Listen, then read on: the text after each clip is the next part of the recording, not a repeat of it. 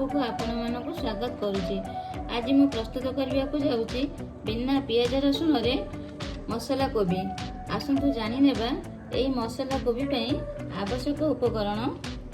2टी कोबी, गोटे बड़ साइज आलू, गोटे कप टमाटो कटा, 1 इंच अदा, 1 चामच जीरा, 1 चामच धनिया, 1 चामच हलदी, स्वाद अनुसार लुण, 1 चामच रेड चिली पाउडर, 8 ରୁ 10ଟି काजू, 1 चामच चारमगज, 1 चामच गरम मसला गुंड, एथि सहित 2टी तेजपत्र, 4टी सुखिला लंका, 2टी बड़ अलैच, 2टी गुजराती, हाफ चामच गोलमरीच, 4टी लवंग, 1 इंच दालचीनी खंड।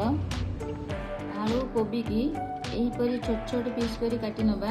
गैस ऑन करी कड़ाई रे 5 ରୁ 6 चामच तेल गरम करबा।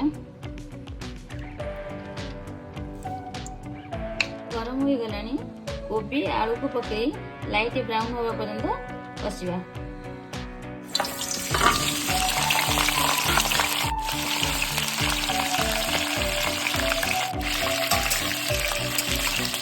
मसला पाई मिक्सिंग जार रे अदा, गोलमरीच, धनिया, जीरा, काजू,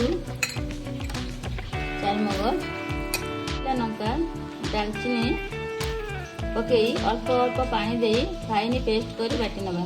मसला एबे फाइन पेस्ट हो सारी। आलू कोबी एबे लाइट ब्राउन हो सारी। आलू एबे सिझी जाइछि। कड़ाई रु एहाको बाहर कर नबा।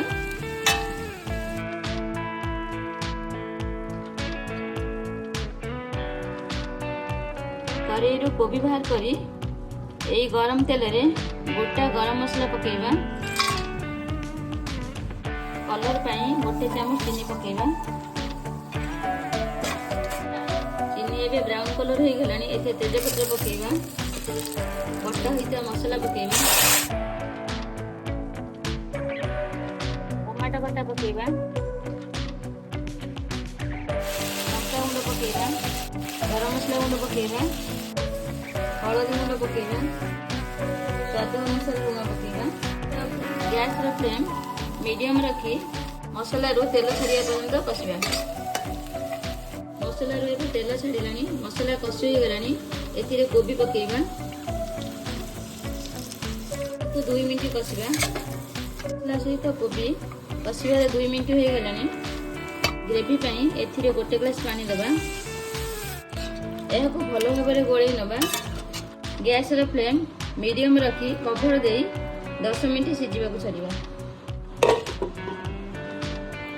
10 मिनिट हो गलानी।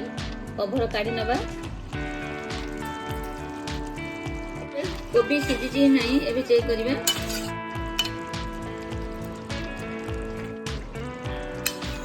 कोबी आलू एबे भलो भाबरे सिझि जाइछि।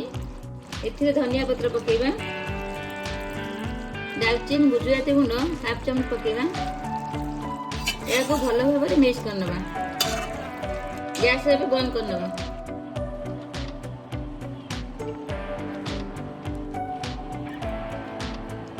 वर्तमान प्रस्तुत हो सारी बिना पियाज रसुण रे मसला कोबी।